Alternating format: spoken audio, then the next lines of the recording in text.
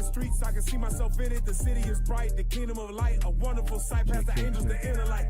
I need 1,000 years of labor, sit on my throne with my savior. Try to know wine, press alone, he bring pain like major. You think the nations is equal to us? TK Kirkland, who raised you? Vex on occasion, my God a racist, that's why we moving with patience. It's been a long time coming, I spent my whole life running. Now that I'm 10 toes down and established my faith on 100. Woe to the nations, my king will race them, you know they gotta be punished. Jeremiah 25, yeah you know they gon' fry. Whoa! Check. That's pretty good. So, we give them some more. We want the world, we breaking them down. Taking the kingdom, can't wait for the crown. We want the world, we breaking them down. Taking the kingdom, can't wait for the crown. It's the end of the world. And the beginning of ours. It's the end of the world. And the beginning of ours. It's the end of the world. And the beginning of ours. We want the world, we breaking them down. Taking the kingdom, can't wait for the crown. It's the end of the world.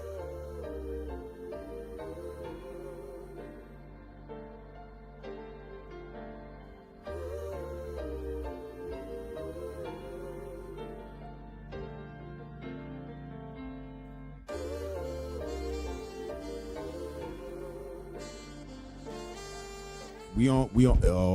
Here we go. Hey, shalom, family, shalom. Most High in Christ bless you all.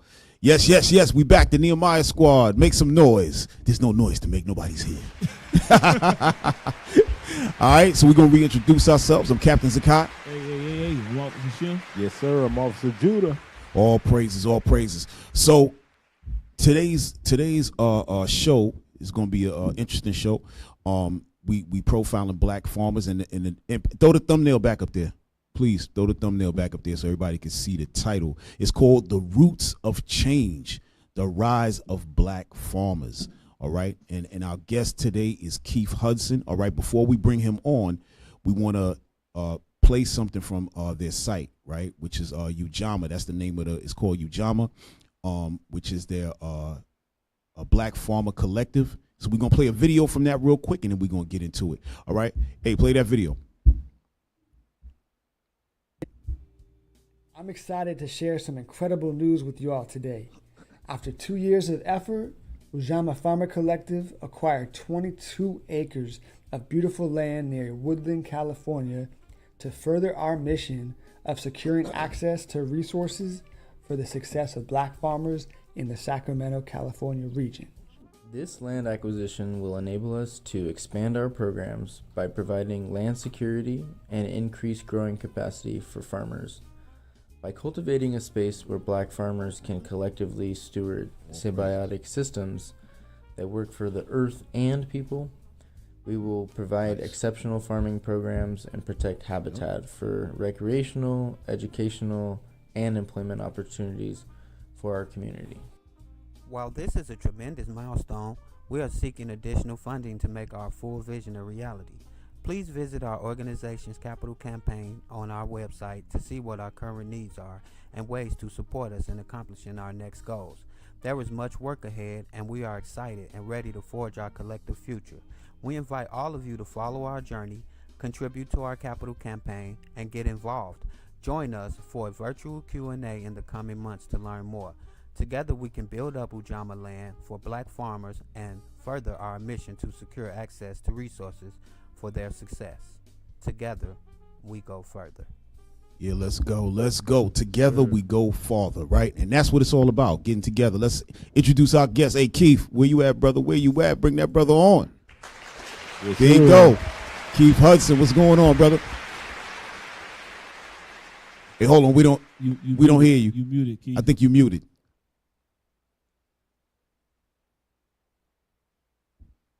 No, Oh, there you go. Okay. There you go. Hey, good to meet you, brother. Good to meet you. Yes, sir. All right. Hey, so, introduce yourself. Let us know the name of your organization. We told them the name of your organization, but say it once again and then your role there, and let's get into it, man. All right. First off, I want to thank y'all for having me on and also for spotlighting black farmers. That's important. I'm Keith Hudson. I'm I'm co-owner of Grocery Croppers. Why grocery shop when you can grocery crop? And then I am one of the co-founders of the Ujamaa Farmer Collective. My role in Ujamaa currently is marketing and outreach. I was injured some years back, so I can't farm as much as I used to prior to 2019, but I still have the skill set. And I have some other skill sets that, work out perfect for our collective and what we're trying to do. So I like to tell people now I kind of plant seeds in people's heads with words and images, as opposed to planting seeds in the ground as much as I used to. All right. So that's what's up. And let us know, what does Ujamaa mean? So Ujamaa is a Kiswahili word that means cooperative economics. Depending on who you're talking to, they might say it means brotherhood or kinship. But at the base of the principle and, and defining the word, it does kind of mean like familyhood and cooperative economics amongst the family. Okay. Excellent. All praises. So you guys started in Sacramento, right? Mm-hmm. And so talk a little bit about that and how you guys actually got started in Sacramento and how you wound up getting into Woodlands, because I know it's a nice little story behind all of that. Ooh, okay. So currently there are three of us. It's or three separate entities. We Grow, which is headed by Nelson Hawkins out of West Sac. Nathaniel Brown has Brown Sugar Farms, which is like in the northeast area. And then it's my wife and I with Grocery Croppers, and we're located in South Sacramento. So we have been working together with all collectively, us three farmers, probably since like 2017. For me and Nelson, or with We Grow Urban Farms, and then Nate has been working with Nelson as well, probably since around that same time.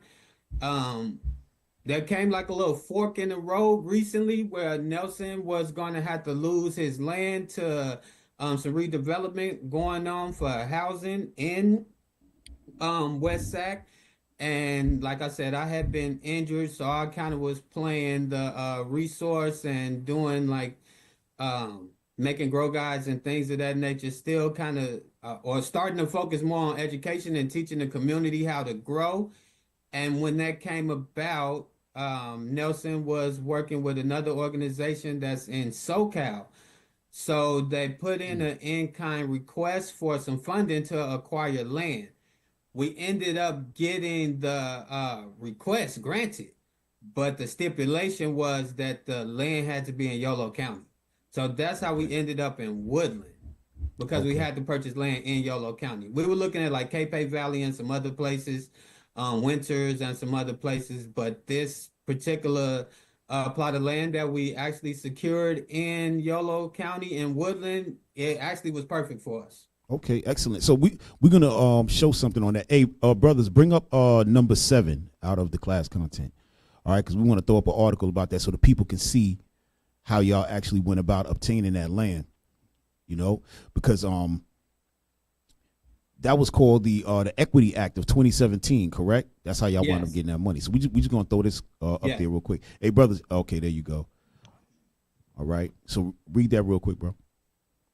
Okay, this is on Blavity, the Ujamaa Farmer Collectives set to obtain California land after receiving $1.25 million in funding will use it to help black farmers. All right, scroll down. Hey, blow that up. So we can zoom in just a little bit. All right, there you go. Okay. Ujamaa Farmer Collective, a nonprofit organization in West Sacramento, California, recently secured a $1.25 million grant from the state to help existing and aspiring black farmers obtain the land needed to expand their businesses.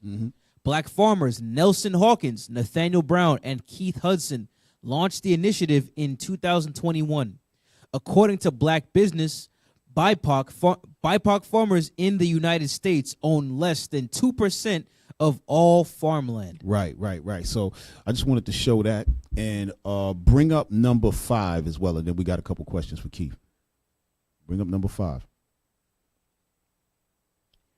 All right, so this is it right here. This is called the AB 1348 Farmer Equity Act of 2017. Zoom in, please, and we just want to read that highlighted part. All right, go ahead. Okay, this is of the Legislative Council's Digest. This bill would enact the Farmer Equity Act of 2017 and would require the department to ensure the inclusion of socially disadvantaged farmers and ranchers as defined in the Development, Adoption, Implementation, and Enforcement of Food and Agriculture laws, regulations, and policies and programs as specified. Right. So we good on that. So Keith, once you guys got the money, right, to buy the land, were there any stipulations? Did they say, well, listen, you can only grow this, you can only do this? You know, what were the parameters once you guys secured the land, or was there any? So there were no parameters once we secured the land, but prior to securing the land, like I said, the biggest parameter was that we had to purchase in Yolo County. Okay. But we basically have free reign to utilize the land as we see fit to, of course, accomplish our set forth mission. So no real big stipulations. I will say this: we couldn't use the money for anything other than land acquisition, and then we have like a small portion of the money that was left over that we were awarded, and we can only use it to purchase equipment. Right. So there were some stipulations, but it didn't really stop us from getting the land that we wanted or doing what we set out to do before we even had the money. Okay, excellent. And also they mentioned BIPOC, right? So bring up, that's number 3. Just want to let the people know exactly what BIPOC means, because you might hear that and be like, what the hell is BIPOC? You know what I mean? Bring that up real quick, number 3. I will. BIPOC is you got it. Yeah, Black, Indigenous, and people of color. Right. I do tend to feel like they use BIPOC a lot of times to be more inclusive. And this is my own feeling about this because I've been working in this space for quite a while. Right. But a lot of times when they say when it's posed as BIPOC, it kind of leaves out the black part. You know what I mean? Okay. Well, generally a lot of times that's what happens, right? Like even in voting and stuff like that, they'll start to bring in all different types of agendas, and then all of a sudden you forget about the black part. Right. Mm-hmm. Now you're talking about all the other stuff. You know what I mean? Right. Yes. Right.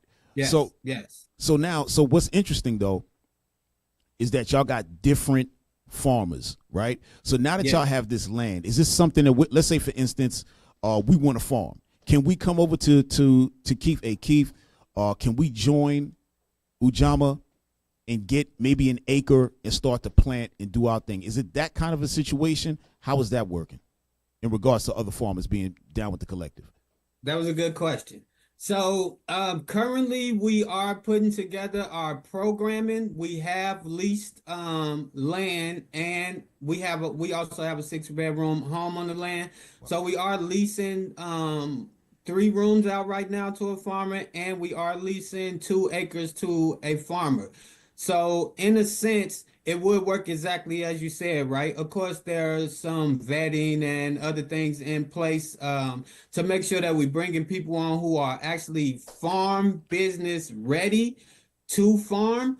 But it's pretty cut and dry. We will be leasing land as well as the use of tools and sheds and space to black farmers who are ready to farm. Yes. Okay. How about has anybody donated, say, tractors? You know, have y'all reached out to say any corporate Black America, and say, hey, listen, we need some tractors, this, that. Has anybody stepped in and helped you on that level? Listen, That's exactly where we at right now. We Okay. are actually in a capital campaign phase right now. We have gotten some pretty cool grants from the USDA, CDFA, things of that nature, government grants. We've had some private grant, funding as well, but we have not had like that grandiose. I don't want to say it like that. We haven't had anybody that really helped us out other than, people that's in our network, and then like going through the usual channels of getting funding and getting grants.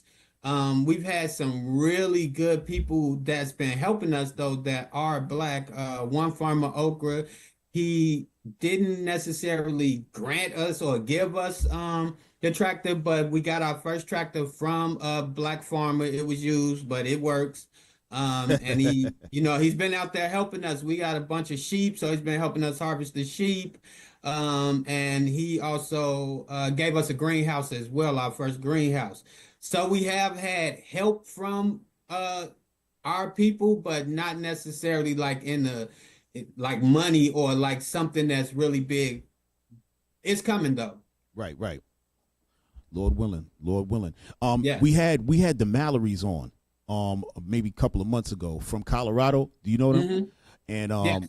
so they were going through hell out there in Colorado.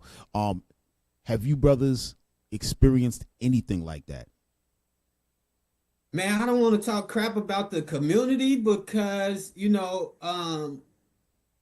one, we only been there for about a year. So December the 12th of this year made 1 year of us being on the land. We haven't had any like nefarious things happen or anything like that. There's been a couple of times some trucks followed us or, did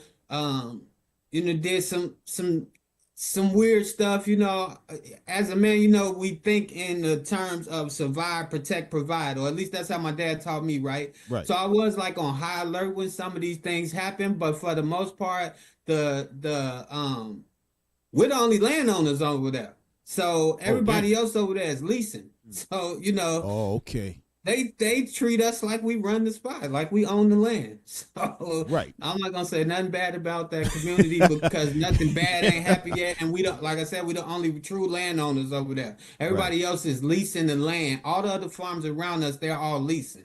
Okay, all praises. Hey, because and we got a couple of people in our congregation organization who are into farming and cattle and stuff like that, right? Some of them in Texas and different places, and we got some people here that's like really interested. What I want to know is what got y'all brothers involved in farming in the first place. You know what I mean? Because this is not something that our people, since we come out of slavery and then sharecropping and so on and so forth, this is something that we try to run away from. You know what I'm saying? We trying to do everything else but farm. So what made y'all brothers say, you know what, this is something that we need to get into outside of y'all actually trying to do good for the community? What personally, you know what I'm saying? Like what made y'all say, okay, I like farming, we're gonna do this? Well, for me personally, Grocery Croppers is actually, an ode to my grandmother, my paternal grandmother, my dad's mom. She had a small farm. She comes from a farming background. I got farmers in my, down my family tree going back as I'm back to like the 1700s on my family tree, and we got farmers and landowners going all the way back. So I'm originally from Chicago. My family before that is from Yazoo, Mississippi. I'm the smallest person in my family. I'm like 5'6", 5'7", according to my doctor when I got my locks up like this, sometimes 6 feet if they up high enough. But long story short, my grandmother had a small farm on the west side of Chicago. It would be classified a farm by the definition of her selling more than $1,000 worth of produce each year. Okay. And she just always had me out there because I was really small. She used to call me Po Baby. You know them grandma, Po Baby, you need to eat more. Damn. So I just fell in love with it at a young age, and then I lived down south for quite a while, and then I moved to California in like 2006, 2005, somewhere around that time. And I was growing some food downtown. I was actually growing food in pots. Somebody ended up like stealing all of my raised beds and pots. and then I was working a pretty cool job where the people kind of pitched together, got me some new raised beds, got me some new plants, and then I kind of brought the community in to kind of help me while I was at work to make sure nobody would take the stuff. And then like it just took off from there. A lot of the young men in the neighborhood started to recognize me, started to call me grocery carpet, started to call me the dude with the tomatoes or the dude with the salsa. I really love to cook too. Okay. So it kind of started like that. One from my grandmother. I just always been growing stuff because of her or tending to her stuff. And then when I came out here, I'm gonna be honest, I wanted to grow marijuana, so I was growing that at first. Okay. Hold on, Keith, because hey, this is the funny part. Because when we found out you were coming on, right? We talking about it over the weekend, and we said we got the brother Keith Hudson coming on from the farmers. They're here in Sacramento. So the officer here, Shem, he said, "Wait a minute, is he growing weed over there as well?" I said, we got to speak to him about the weed, because this is crazy. You know what I mean? But like you said, that because in California that was a big thing. Everybody want to grow weed in Northern California. What's that, Humboldt County and all that? Yeah. Right. Yeah. Orange County. Orange. Yep. You know better than me. You know what I'm saying? And I don't mean it like that, bro. But I know that that's a crop that everybody would try to make money off of. So you went away from that now, and you're just dealing strictly with the food. All praises, bro. We're happy to hear that. You know what, man? It was not even the risk factor involved in growing it. Right. It just didn't have the same feeling for me. It's like you can't really bring the community together around the marijuana like you can around food. Like, you know what I mean? We had celebrations 100%. That's kind of based on harvesting food. Right. And then, whenever you're doing stuff, food is involved. Marijuana be involved in a lot of stuff, alcohol too, but that's not like the type of person that I am or the type of things that I wanted to be bringing to the community. And I already saw that these young men that were around me were kind of already involved at things that weren't going to take any of us any further. So I was like, if I got them out here with me messing with peppers and tomatoes, basil and herbs and things of that nature, at least when the police ride past the alley, nobody ain't going to jail. That's what I mean? They all secure. I'm like the oldest guy out there at the time. I was like 26. There was a bunch of young guys living in the building downtown. I was living on 15th and U at the time. And it was mostly Hispanic and Asians in the area. So a lot of the older people start to chip in and teach me a lot of different things. So it was just like it was almost Ujamaa at that time. It was like collective economics. So I really stepped away from the marijuana. It wasn't no future in it for me unless you're doing it like on a grand scale, and so it didn't make sense for me to be doing that. That's absolutely 100% good, man, because all that was gonna do is breed envy. Everybody around you is coming for your neck now. So you did the right thing by moving away from that. Right, because not to get off the subject, but the way they did it, they legalized it, but at the same time, when you make the money, they don't allow you to put it in the bank. So now you're keeping all the money at home somewhere. So somebody gonna try to find that out. That turned into something completely different. Like you said, envy, that's going to breed, then murder, and the whole thing is going to come behind it. You know what I'm saying? So, yeah, it's real crazy. Judy, you got something? Yeah. I would like to go to Genesis 13 and start at 2, because when we look at our lifestyles as so-called black men, we don't think about farming no more. Right. Even though that was like our thing. That was our thing, something that they took from us, and now they have it. And they'll have our trades, so on and so forth, and they teach it to us like it's always been there. When you look at throughout history, we taught them how to bathe, we taught them how to everything, agriculture. We teach them everything, but we've been so taken away from our culture. Now we think it's theirs. So when we go back, look at Genesis 13 and 2. It's the book of Genesis, chapter 13 and verse 2.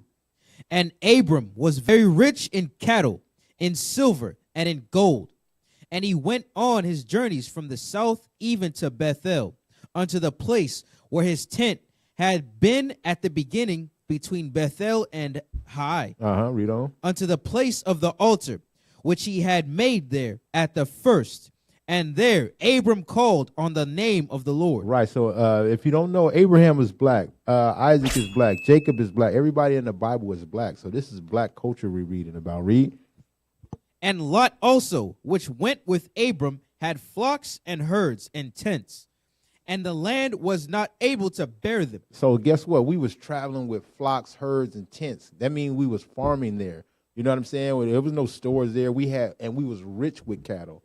Jump down to verse 7. Verse 7. And there was Start at 6. Start at 6. You just keep reading.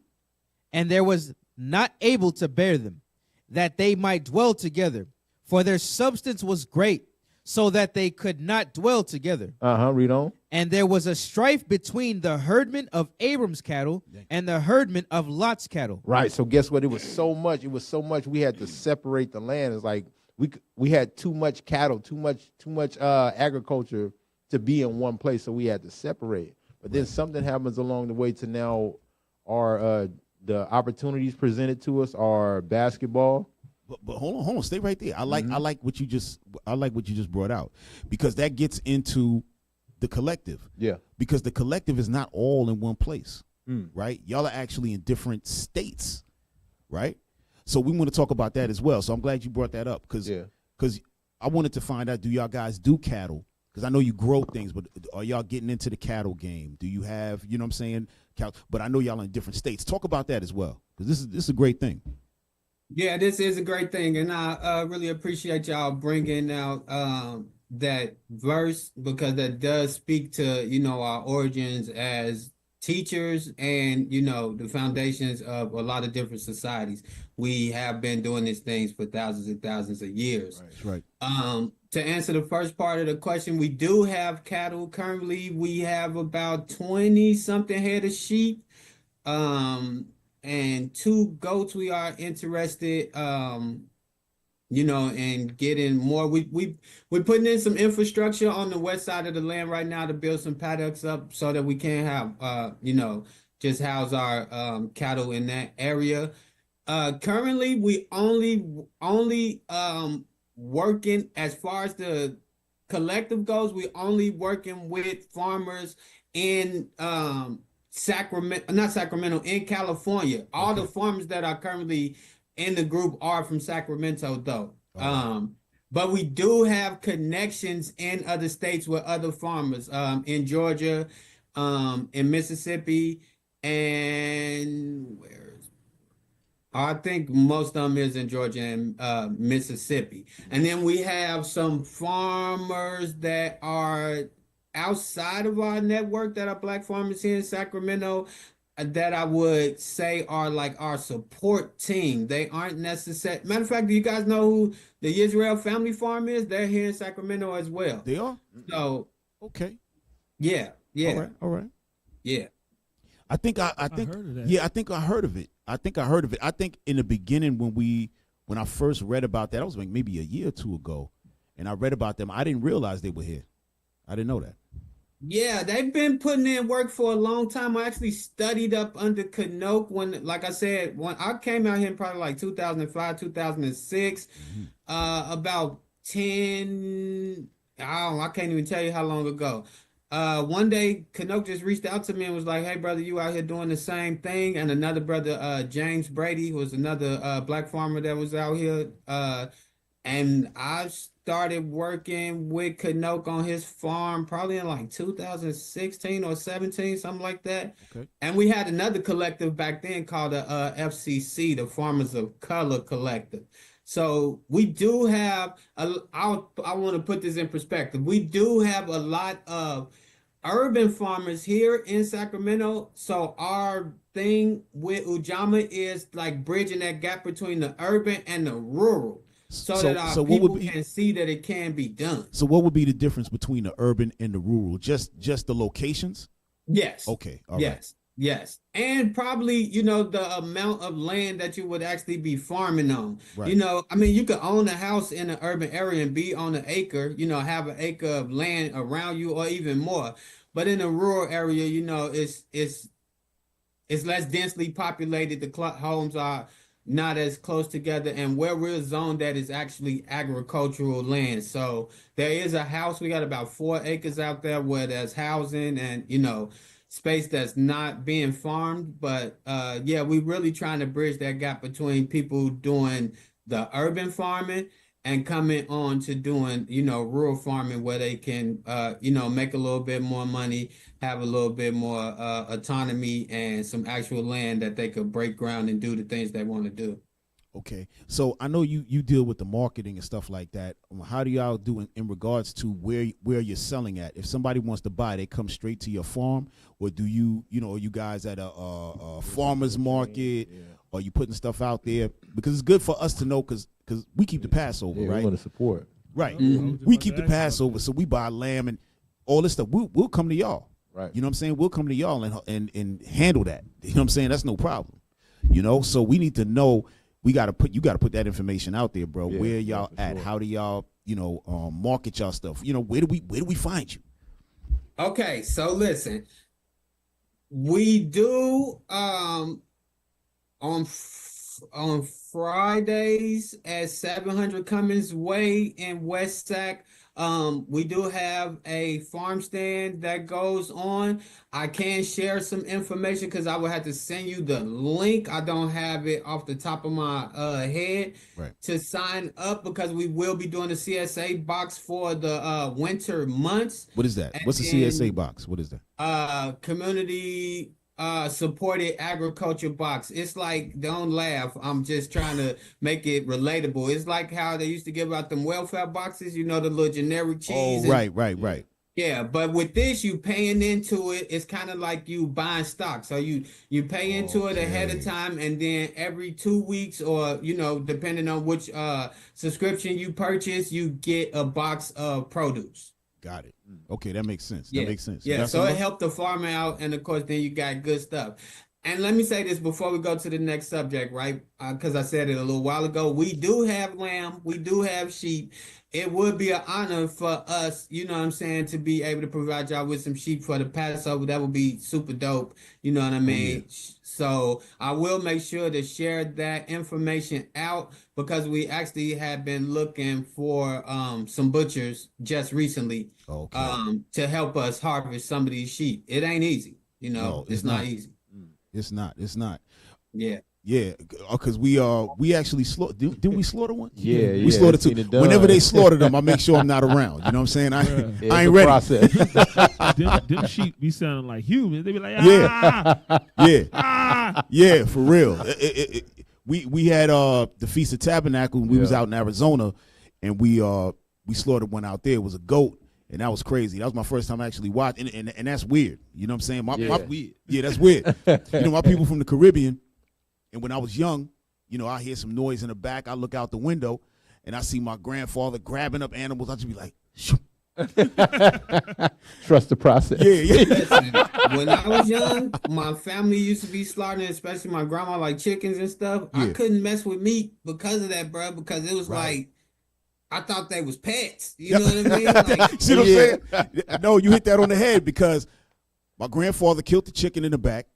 Then like 20 minutes later, I go to the back, and I see my grandmother pulling the feathers off. I said, yo, what we doing with that? She said, we're going to eat this. Where you think chicken come from? I was like, oh, damn. Yeah. Same thing with me. A rabbit my grandmother had.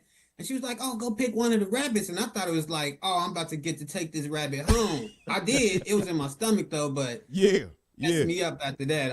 I was like, don't show me what y'all doing. I like the beans and rice. Man, I like the beans and rice. Hey, you know what? Hey, give me Deuteronomy 28 real quick, right? Because in the scriptures it tells us that one of the curses that came on our people was that, our land, we wouldn't have our land. We wouldn't be able to grow our food and be able to enjoy it. You know what I mean? And so at this juncture, this is like, these are little mercies we getting right here with brothers like yourself. This is mercies we receiving, because in reality, we supposed to have a lot of farms and a lot of you know what I mean? Yeah. But it's not like that. You know what I mean? But it's a reason behind that, Give me Deuteronomy 28 and give me 33. What? 33. Let's start in 17 and let me see. Hold on. Yeah. Give me 17 and 18. This is the book of Deuteronomy, chapter 28, verse 17. Cursed shall be thy basket and thy store. Mm-hmm. Cursed shall be the fruit of thy body and the fruit of thy land. And the fruit of thy land, right? So that's talking about what? All the stuff that's being, not just fruits, but vegetables everything that comes off of the land. Go ahead. The increase of thy kind. The increase of the kind, that means cows, right? All the cattle. Go ahead. And the flocks of thy sheep. And the flocks of thy sheep, right? So we were being cursed at that time. That's how come a lot of our people don't have this now. Right. So brothers like yourself, that's just the Lord's mercy to allow this little thing to happen. What's in 33?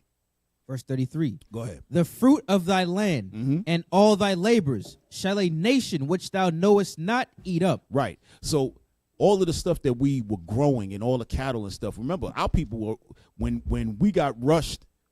Forget about not just the slavery, but you talking about the Native Americans who were here. That's our people as well. Like that's biblical proof on that, right? Yeah. So when the so-called white man came here, he came and took everything from them and took over. This is what that's talking about. The fruit of thy land and all thy labor shall a nation which thou knowest not eat up. Take everything and now make you what? You become the slave there on that land. Go ahead.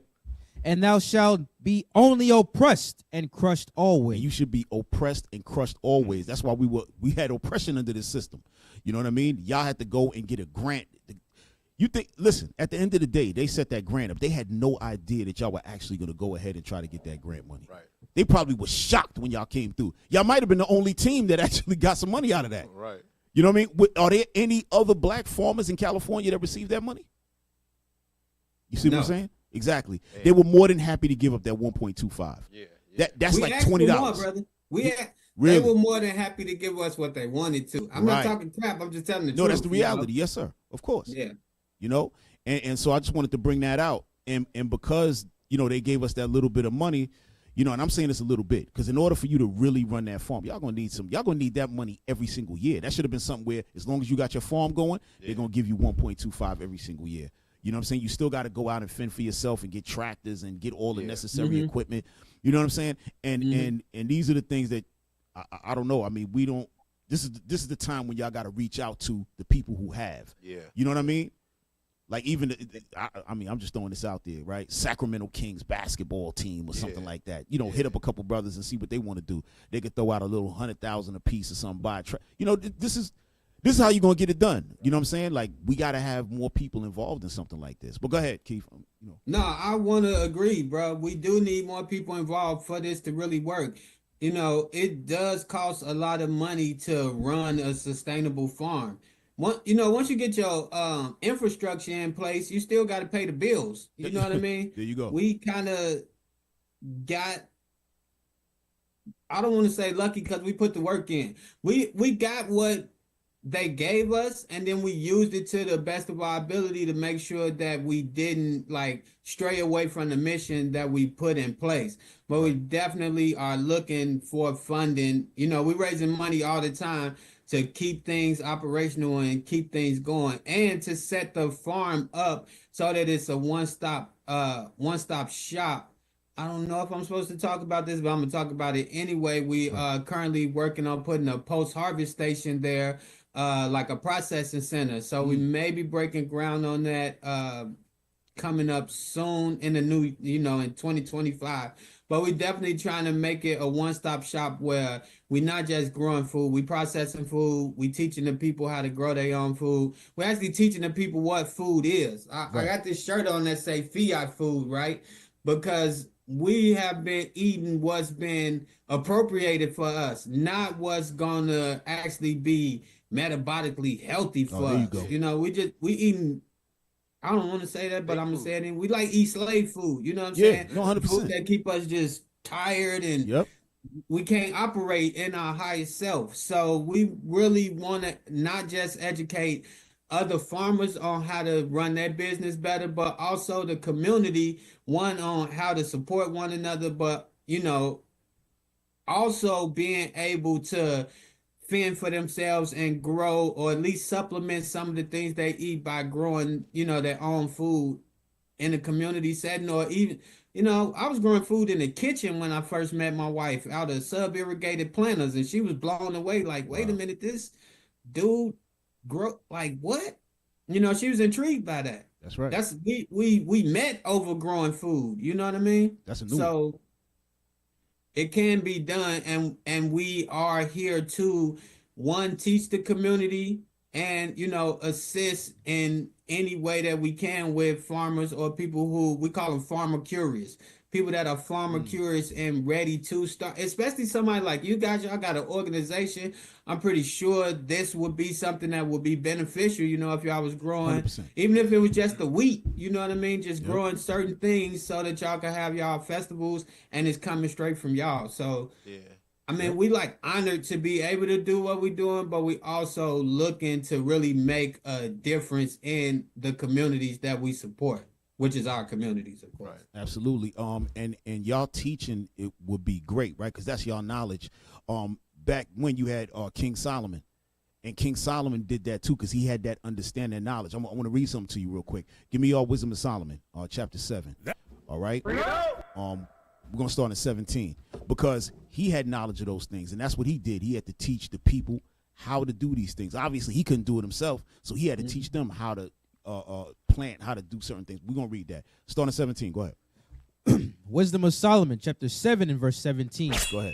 For he hath given me certain knowledge of the things that are, namely, to know how the world was made, and the operation of the elements. And the operation of the elements. Go ahead. The beginning, ending, and midst of the times, the alterations of the turning of the sun, and the change of seasons. And the change of seasons. We're going to get to it. Go ahead. Read on. The circuits of years, and the positions of stars. Go ahead. The natures of living creatures. The natures of living creatures, right? So that's all animals. He's knowing all the natures of them, how they operate, what they eat. You know what I mean? Go ahead. And the furies of wild beasts. Go ahead. The violence of winds. Go ahead. And the reasonings of men. This is what we want. Read. The diversities of plants. The diversities of plants. Go ahead. And the virtues of roots. And the virtues of roots, right? So these are the things that he was knowing. He had to understand what? The seasons. He had to understand the circuits of the winds, the sun, the moon, the rain, all of that, and the diversities in the plants. This is how he was able to say, hey, plant this there, plant this at this time. Because in the Caribbean, a lot of people, like when they come to America, it's weird when they see an avocado for 12 months straight. They're like, how is that possible? Over in the Caribbean, they'll call it a pear.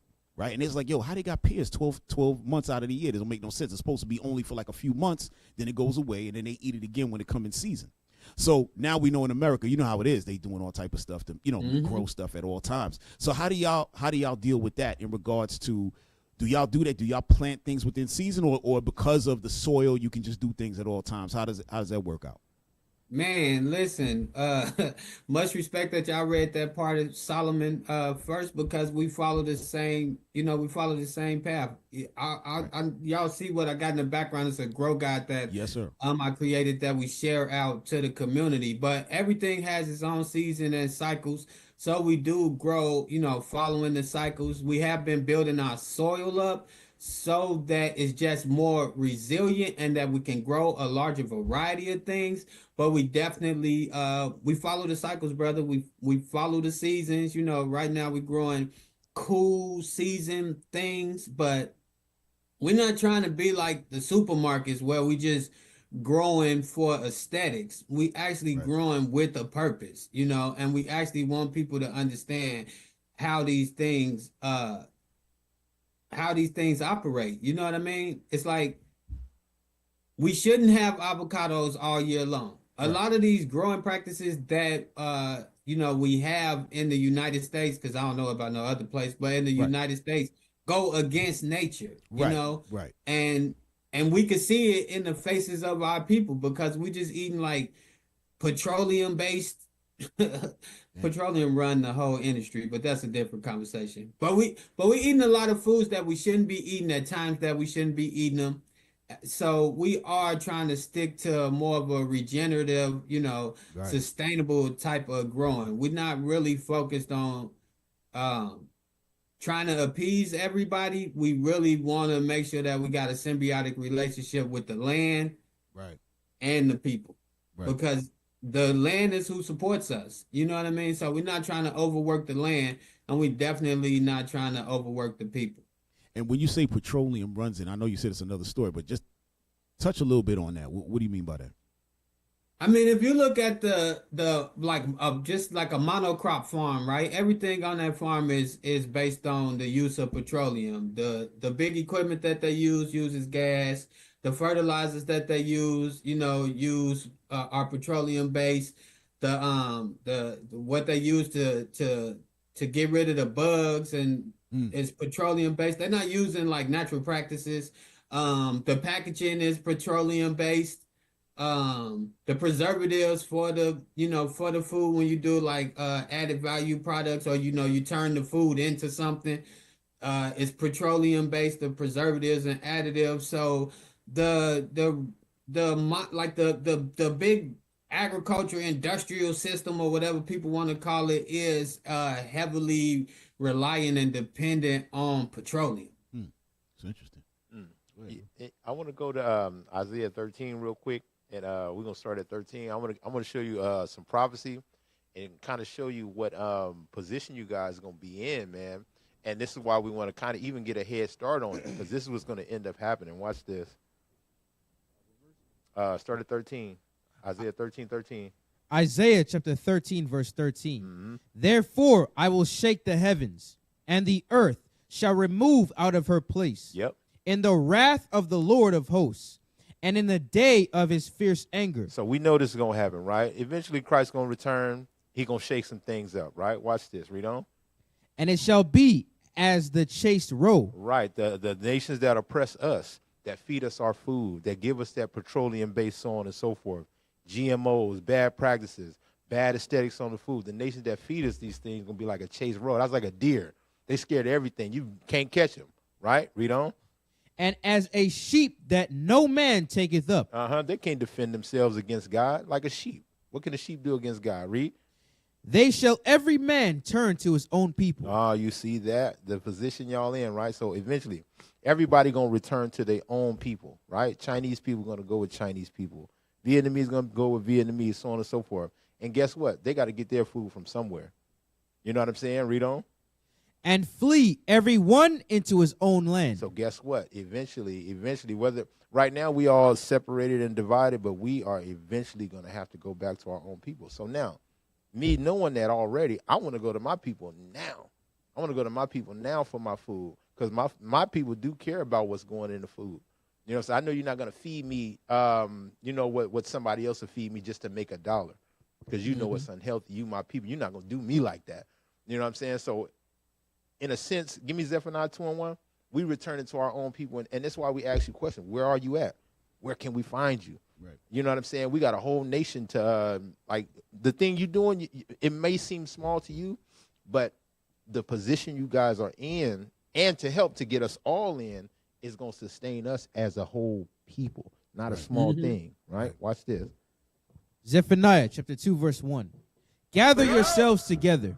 Yea, gather together, O nation not desired. It didn't say all nations not together. It said, O nation not desired. The nation that nobody likes going to have to gather together. So you see it kind of like naturally happening where people, black businesses starting to rise to where we can sustain for ourselves. So we had it in Black Wall Street. It happened one time, and it got destroyed, but we get into the mindset to kind of go back that way. But we never think about where our food is coming from. If they want to kill us, if the nations really want to kill us, man, they could just put a chemical in a certain food. They could poison the water. That's what they do. Yes, slowly. That's what's actually going on, because Yeah. the food is horrible. Yes, especially for our people. Let me chime in. Please. They're killing themselves too, brothers. That's true too.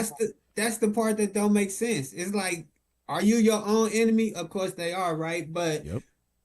That's one of the main reasons why we're doing what we're doing. I like what the brother said earlier. I can't re-quote what he said, but he made a good point about us returning to our own people. We have to look out for one another. Yeah. Y'all said it much earlier in the conversation. We have been teaching these other groups these things for forever, right? Forever we've been doing it. But we haven't been sharing this information amongst each other as much because our people have been getting offered like music and basketball and things of that nature as the oh, this will help you get out of the community. But it's not about leaving the community. Right. It's about leading the community. That's it right there. So we really focused on really leading the community. The smaller community of Black farmers, one, so that they have more success in their business. And then by extension, our respective communities, so that we just having better health and also this type of, relationship where we able to come to one another and learn from each other and share with each other. All of these things started in the garden. That's right. So And we gotta carry that on. So let's say, for instance, and I know y'all trying to work out the programming is how y'all going to be able to, have other people come on maybe and lease certain space and stuff like that. That's some information. I mean, if you can't give it now offline, you know what I mean? We would have to talk to y'all about that, because I think that's something that we would definitely be interested in. Coming down and taking a little piece and start to play around and figure things out with you. You know what I mean? And we could definitely set up you guys coming out and doing like a tour. Oh yeah. Kind of talking more, because I know that conversation would be a lot more intimate than what we would talk about here. But yeah, y'all more than welcome. We could set that up. I really do feel like you guys would be a good candidate to do it, because not only would you be able to grow, but you already have a designated area or designated community for the food to go to. Right. So that's one of the things that some people who I've talked to that are interested, they don't have a plan in place. So it's like, you don't want to just grow the food and then it's not going anywhere. Right. You know what I mean? Right. Absolutely. That's what we don't know. Like for our knowledge as far as growing up, we know we're going to get a job. We're going to rent a place. You know what I'm saying? We know how to find rent. We know how to get on Section 8 to check to lessen that rent. But we don't know how to get an acre of land.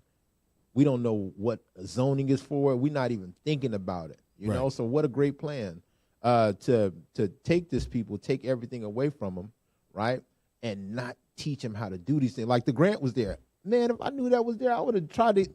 I didn't know nothing about that grant. Yeah. None of our people know. So if you could share that information with the people, because I know personally at least 5 to 6 brothers is thinking about actively farming right now, but don't know the next step. Right. They're actually trying to buy land, just for their own house. And, and like you said you have a 6-bedroom house on the land. We had a couple brothers thinking about putting trailers on, buying land and putting trailers there and being able to raise certain things. But maybe this changed their perspective. Maybe they say, okay, we get down with Ujamaa. Yeah. And we all stay in the same, you know what I mean? And this way you can still trade, you know what I'm saying? Like the scriptures talk about gain by trade, you know what I'm saying? Gain knowledge from you gain some. That's what the whole thing is about. And that's what, when I first read about it, I said, man, this is really nice. You know what I'm saying? I thought it was just one whole farm before. Then I started looking, I'm like, oh, it's different groups, different farmers. This is a great thing y'all brothers is doing, man. This is a great thing y'all brothers is doing. We have been sending a lot of produce.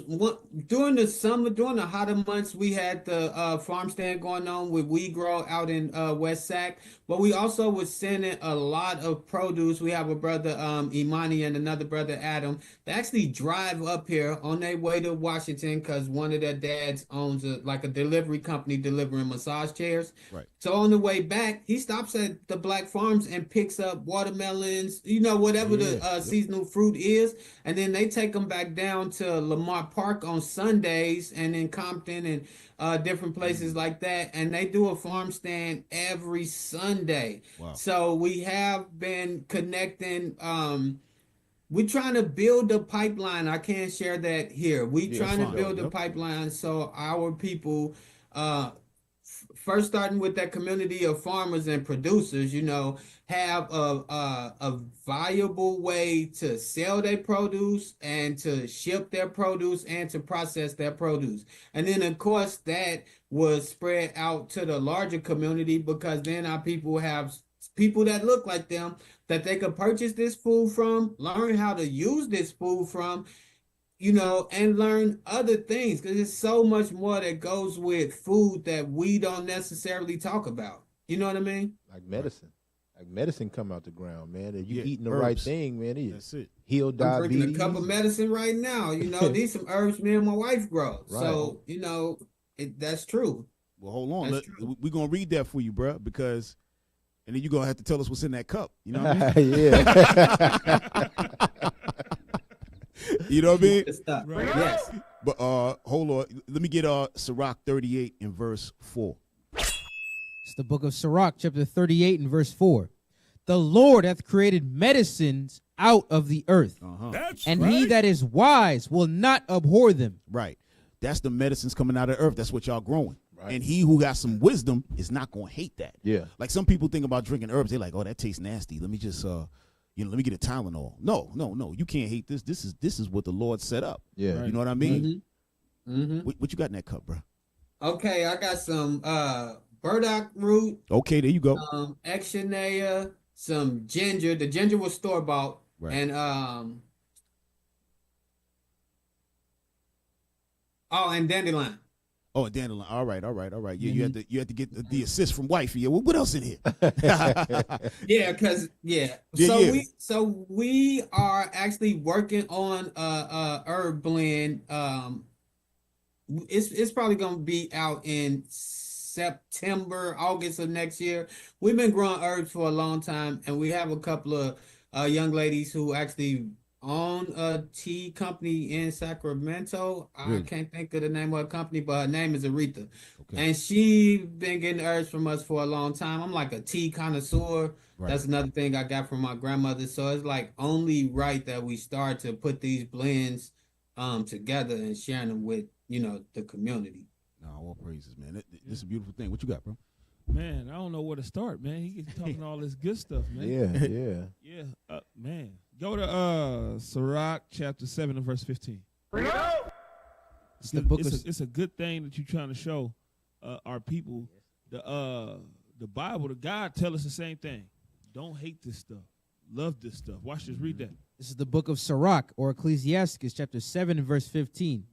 Hate not laborious work. Come on. Neither husbandry. Neither husbandry. Husbandry. Give me the definition. Pull up the definition of husbandry. I actually sent that to them too. That's good that you said that. Hey, that should be right in there, y'all. Hold on. I hope y'all paying attention. I hope they paying attention too. You know, they crazy as hell. They hate to pay attention. Yeah. That's laborious work. Number 6, there you go. There it is. Pull it up. Read that. Husbandry, the care, cultivation, and breeding of crops and animals. You see that? God said don't hate that thing. Get into that. Why? Because that'll keep you out of trouble. It'll keep you out of trouble. It'll keep your mind in the right place. You building up your mind, your body, your spirit. You got to make sure that we into this type of stuff. And that's why we love talking to brothers like you, man. Yeah. Because with the knowledge of this book and the knowledge that y'all have growing things, we'll be able to move a mountain. We'll be able to move mountains. Yeah. But the thing is, it has to be on the common ground of building our people up. That's Go to 1 Corinthians chapter 1 and verse 10 now. 1 Corinthians. Man, these guys. I'm sorry. Hey, go ahead. 1 Corinthians chapter 1 and verse 10. Come Now on. I beseech you, brethren, by the name of our Lord Jesus Christ, that ye all speak the same thing. Speak the same thing, think the same thing, or worship the same thing. You can't read on, watch this. And that there be no divisions among you. There cannot be any divisions among us. It has to be everything that we do, we have to do it the same. That's the key. If we can't do it the same, then it's all gonna fall apart. Just like you decided to step away from the weed. Because why? It'll breed envy, it'll breed wrath, murder. And everything bad is gonna come from it. But we all gotta think the same way. Come on. But that ye are perfectly joined together. That we are perfectly joined together, perfectly thinking in our right minds, thinking the right things. Come on. In the same mind and in the same judgment. You see that? Scriptures say we got to be all on one accord. in the things that we put into our body, in the things that we put into our spirit, because everything ain't meant for us. Let's just be That's right. straight. That's right. Everything is not meant for us. Just like what we do and the things that we get down with ain't meant for everybody else. Right. It's just meant for us and only us. That's right. We got to just get together, man. Make this thing work. But that's good what you said, how everything ain't meant for us, because the type of food, right? Another thing the Lord said when he was going to put us in these different places in our captivity and our slavery, that this was going to, give me Ezekiel 4:13, then I got a question for you, Keith. Mm-hmm. Bring it out. Ezekiel chapter 4, verse 13. Watch this. Ezekiel chapter 4 and verse 13. And the Lord said, even thus shall the children of Israel eat their defiled bread among the Gentiles, where their eye will drive them. Right. So it says that we're going to eat our defiled food because, like we said, we talked about certain avocados growing out of season, how they process the meat, stuff like that. So even when we're trying to eat right, we know there's garbage in the food at the end of the day due to how they process, right? So we know that that y'all brothers are set up to teach us how to move in that way and how to grow and so on and so forth. How do you do it in regards to the children? Are y'all reaching out to schools? Do y'all get a chance to go in and do that kind of thing? How does that work? Yes, man, I'm happy you asked that question. That's been the focus of Grocery Croppers, me and my wife personally, for like the last few years. Since the C-19 thing was going on, we've been connecting with community-based organizations as well as the schools. Just recently, we just did something with Luther Burbank High School in South Sac. We've been in works with the Geo Academy at Grant. And then just in our own personal dealings with the small little cohorts that we do here at our spot, we normally try to specialize in doing stuff with families that have younger children. Because if you get the kids involved, even this grow guide that's behind me, this was created so that kids could use it. It's not that many words. It's a bunch of images and pictures. We actually just did another grow guide for the kids too. That's going to be out on January the 20th. But we do work with the kids quite often. Even Nelson has, right now on his West Sac location, he actually has the youth from the actual community that's adjacent to his farm actually working on his farm. Right. So you know how Whitney Houston said it, we believe the children are the future, so we're trying to teach them well and help them lead the way. Because it's harder to get a fully grown adult to appreciate some fresh tomatoes and, you know, fresh fruits and vegetables when they've been, you know, so used to eating stuff that's laden with sugar. You get the kids started now, they won't be looking for that bad stuff in the future. You know, if we keep them on that right track, or at least introduce it to them and let them make the decision that that's the way they want to go, then they're going to continue to follow that way. They're not going to steer away from that because they've been led the right way. You know what I mean? 100%. 100%. Damn, I was going to say something. I just forgot what I wanted to ask you. All right, well, so let me say that, and that growth, I like that chart back there. You said it's for kids, but that's for me. I'm going to send it to y'all. Don't worry. I'm going to share it with y'all. Yeah. Yeah, for real. I love that thing, man. It's nice and basic, right? So tell me, where do you see Ujamaa in the next 10 years? I would say 5, but 5 goes so fast. So I would say 10, because at 10 years, business-wise, that's a real good barometer. Like, where do y'all see yourself in 10 years? So I'm speaking from my perspective, right? And then, of course, from us having conversations, you know, as a team, I do see us in the next 10 years, you know, owning a couple 100 acres, working with farmers of color, Black farmers, not only in Sacramento, and then having some processing centers, having a distribution center.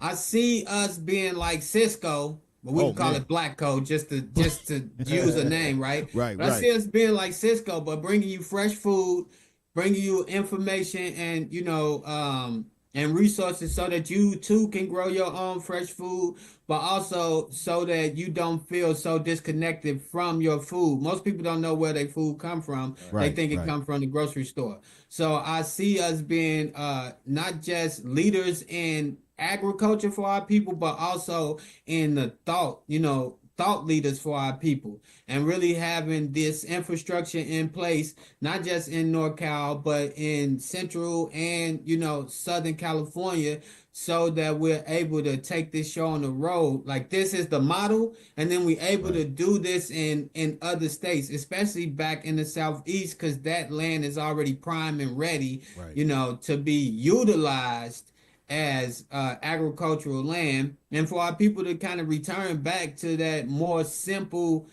living, in a sense, by learning these methods, so that they can operate their business on a better scale, and so that we are providing this service to the community, this product and service to the community. So in 10 years, I really see us as, I'm gonna say it again, like Cisco or Post. Those is like household names. Even if you don't know the name, you got something in your house that came through Cisco, or something in your house that was produced by, General Mills or Post. So I see us being in that position in the next 10 years. We actually are working, behind the scenes. We ain't putting it out everywhere, but we really working on putting this processing center together, bringing on, consultants and, supporters who can really help us to acquire more land as we move forward. We actually looking at more, like we always actively looking at land, because we got 22 acres, but if we want to really bring in farmers and be able to give them that success that we speaking of, it's going to take more than 22 acres, right? We could probably do 4 or 5, support 4 or 5 farmers with that amount of land. And of course, we'll be able to support more farmers with the processing center that, we working on. So in 10 years, I see us as synonymous with Cisco. That'll be beautiful, bro. Hey, let me ask you. I know y'all got the grant at 1.2. Are y'all able to get that again? Or because you got it once, you can't get it again? I don't want to say that we're not able to get it again. We could put in another grant for acquisition. We are actively working on some grants right now, to help us with infrastructure and some operation things that we doing, the irrigation, and like I said, the processing center. So I don't want to say no. I'm pretty sure we could. We wouldn't be able to do it like this year, but I'm pretty sure we could put in it. And we know more now. So, if I don't want to say it would be easier, but it would definitely, it wouldn't be the same struggle that we had in the beginning. Right, absolutely. And I did see about Nelson when he said that when he first got that plot of land, that was the area where the kids would play. So he said he felt a little bad about taking it away. So now he wound up bringing the kids on, and now, but it works out because now they're getting a skill. You know what I'm saying? Not even knowing, just during COVID, man. Nelson and the other brother that's out there on the land, they did like a community like dinner type of thing. They had the community come out helping them, turn the soil and fed everybody. And I was injured at that time too. It was like right after I got injured twice. So that was like after my second injury. And I kind of just worked the grill. But just being out there and seeing the amount of people that showed up, but seeing how the community showed up and how, it was impacting them as a community, I was sold after that. After I saw that, man, anything that Nelson needed from me, I was like, I got you, bro, whatever you need. Because to me, that it was bigger than just growing food. It was he really was growing community. So he won me over with that. After that, I was like, all you gotta do is just call or text me, whatever you need. I got you. And I didn't know that how bad my my injury was at the time, so I was kind of still trying to figure things out. But yeah, that when they had that little celebration out there, bro, that really turned some gears in my head, because I know what me and my wife were already doing in South Sac, and then to see what he was doing, I was like, it's no way that we shouldn't be bringing these forces together and doing this together. And it's good that y'all actually can work together without the foolishness, you know what I'm saying? Because you can see this going in a different direction. Like some people would say, oh, they over there farming. I'm farming over here. I ain't got nothing to do with that. But it's good that y'all came together using wisdom. Like, okay, we can really make this happen. You know what I mean? Man, I was raised by a good dad. Okay, hey, that's that's heavy what you said, because people take that for granted. But when you are raised by a good father and they put that into you, you know how to work together. Yeah. You know what I'm saying? You recognize teamwork. You know what I mean? Yeah. You don't have that selfishness. You know, my dad always said, survive, protect, provide. Like, that's his little thing. That's what he always told me. And, you know, he always just told me, don't go outside and look down your nose at anybody, and don't put your head down because of anybody. It's like either y'all gonna work together or y'all don't have to work together. But you don't need to be afraid of anybody or think that you bigger or better than anybody. So I always, like, whenever I'm around, I'm a small guy, but I don't carry myself like that. You know what I mean? Right. So whenever I'm around people that I could potentially learn from or teach something to, I move accordingly. I'm not going to try to act like I know more than anybody, and I'm not going to play down what I know to anybody. I just move accordingly because I don't want to disrespect anybody. And I also have always been about, you know, bigging up my community and being, I come from Cabrini Green, bro, in Chicago. Like, I seen enough death, destruction, and devastation. I seen enough crazy stuff to know, you know, and I survived those things. So I seen enough crazy stuff to know that we got that in the bag. We could do all that. Right. I want to do great things, though. That's right.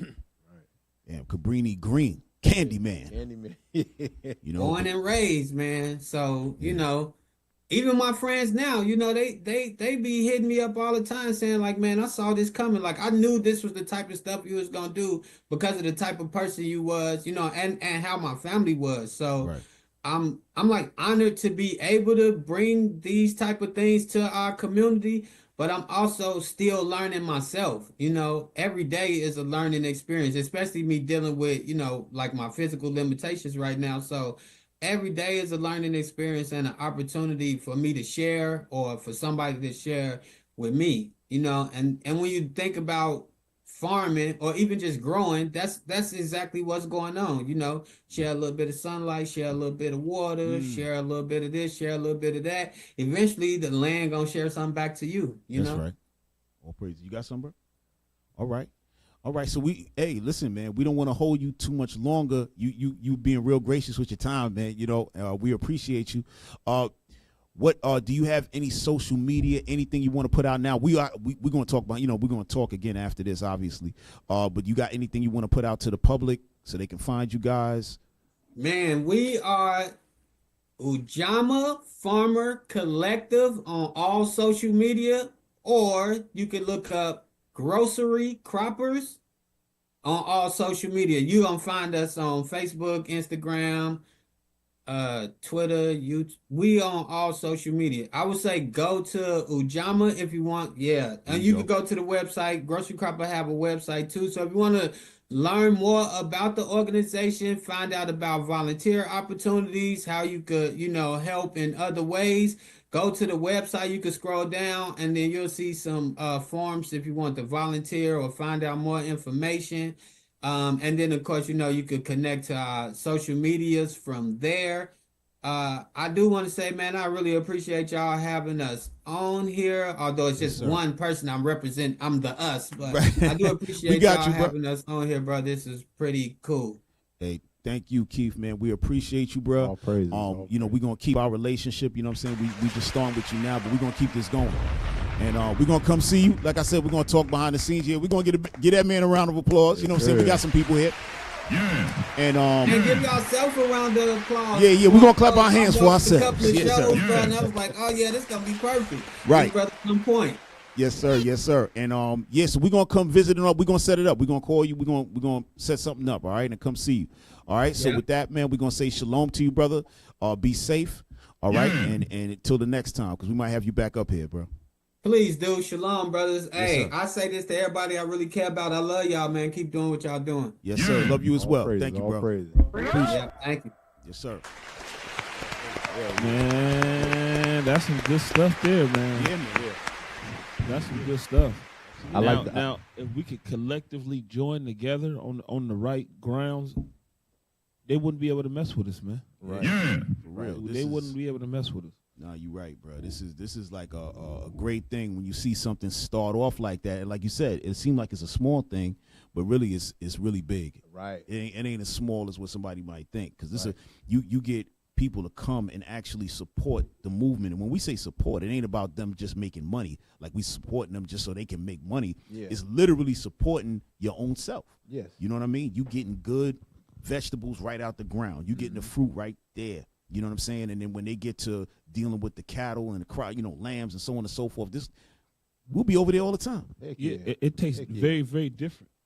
Very 100%. different than that stuff that you get in the stores, man. 100%. Like even if anybody who been on a farm before, like I said, when my grandparents had the chickens and all that out back. Yeah. When you kill them chickens and eat them right there, it tastes 100% different than a Purdue chicken. Yeah, yeah. You know what I'm saying? With the additives, preservatives, they got to do all that stuff. But when you kill it right there and eat it, it's a whole other thing.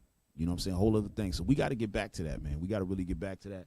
And like he said, when the kids start dealing with that early, they're going to be more healthy. You know what I'm saying? You know what I like the whole, their mindset is on point. It's not, like you said, not to leave the people, but to lead the people. To lead the people. You know what I'm saying? We taught to like compete with each other.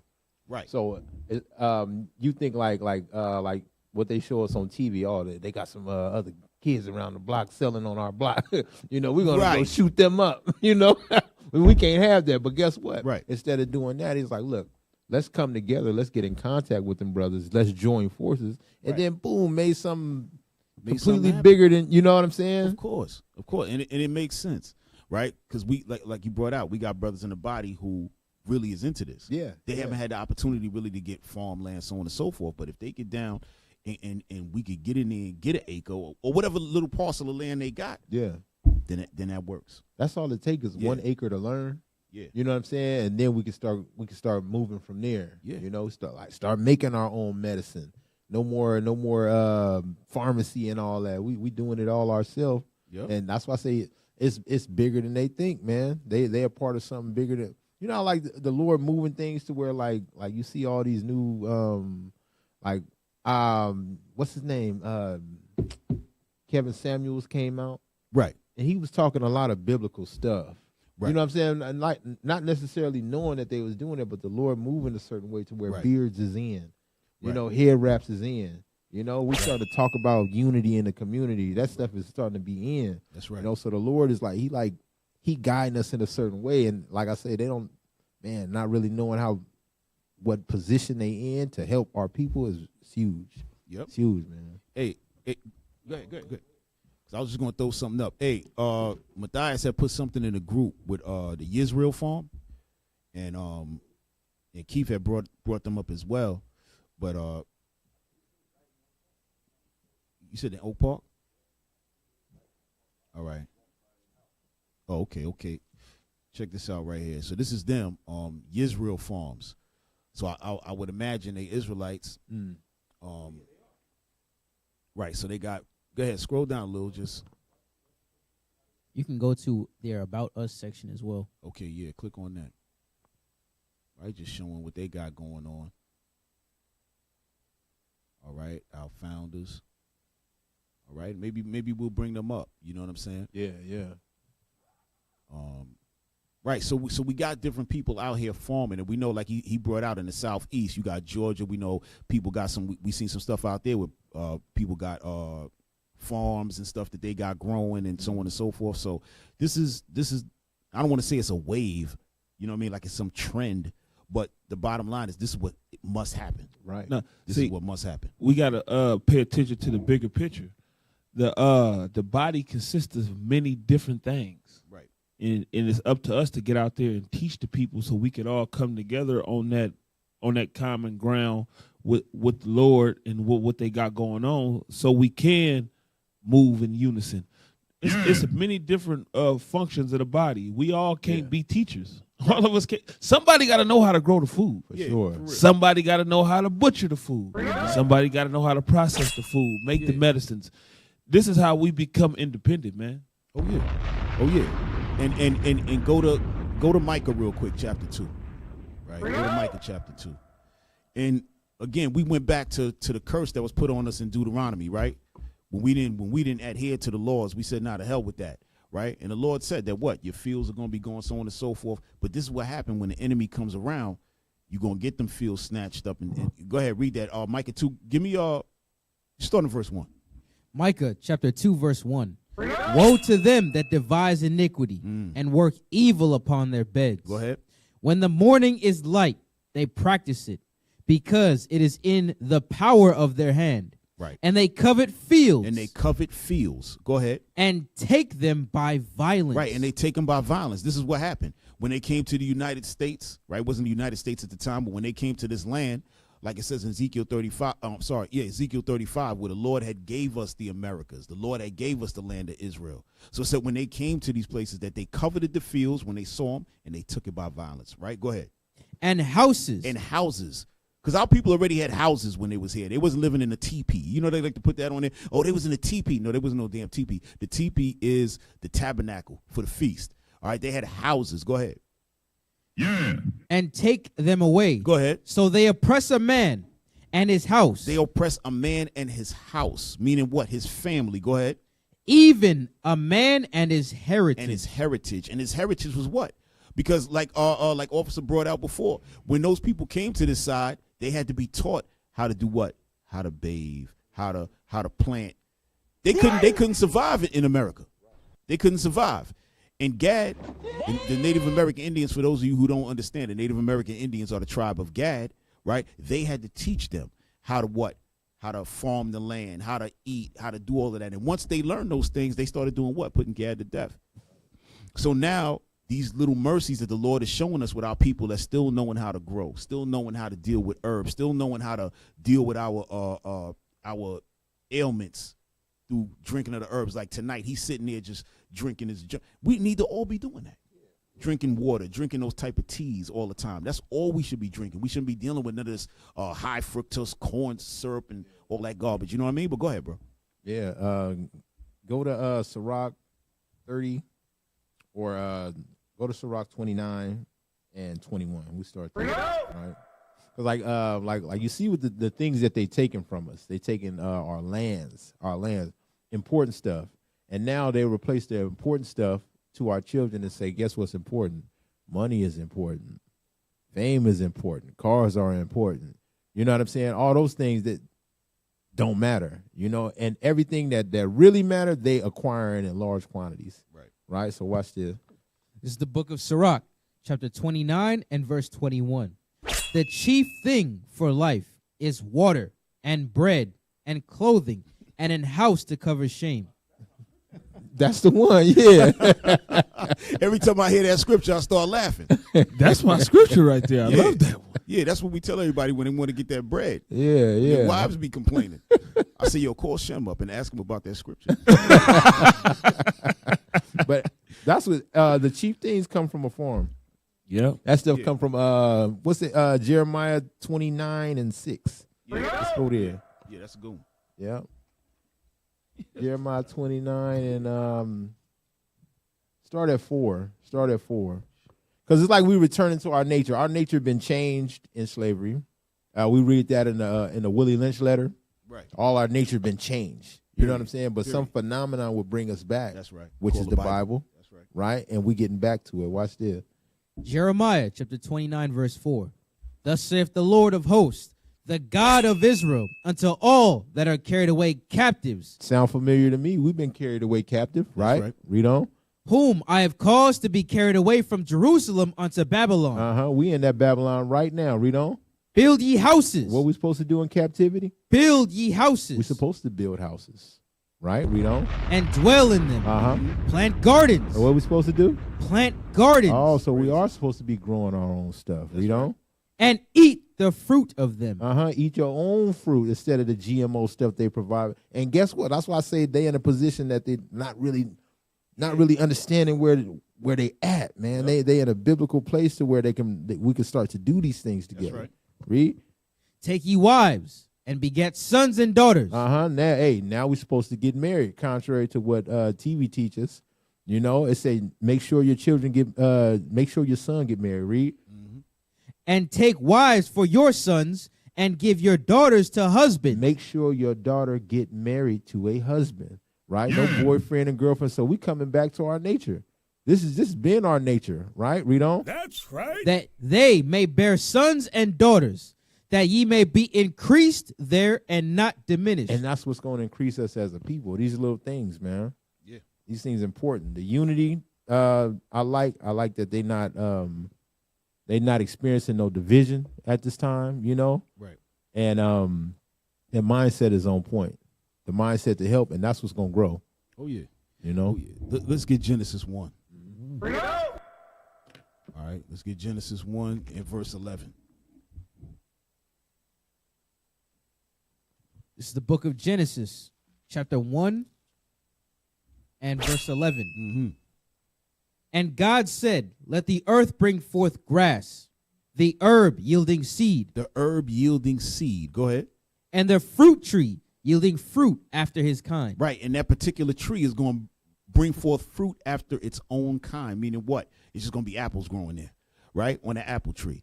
It ain't like today when, in U.S. agriculture, let's split an apple with a tangerine, and we make it a tan apple. You know what I'm saying? Yeah. That's not according to the Lord. That's why we eating our foods defiled amongst the Gentiles. It's supposed to be like this. This is what these brothers trying to bring back. Go ahead. Whose seed is in itself upon the earth, and it was so. Go ahead. And the earth brought forth grass, and herb yielding seed after his kind, and the tree yielding fruit, whose seed was in itself after his kind. Right. And God saw that it was good. Right. Go to Genesis 2 and 5. Genesis chapter 2, verse 5. Go ahead. And every plant of the field before it was in the earth, and every herb of the field before it grew. For the Lord God had not caused it to rain upon the earth, and there was not a man to till the ground. So all of these things, these are naturally, the Lord had these things here for us to eat. Now at this time, nobody here knew how to till the ground. There was no need of a husbandman. There was no need because everything was perfect.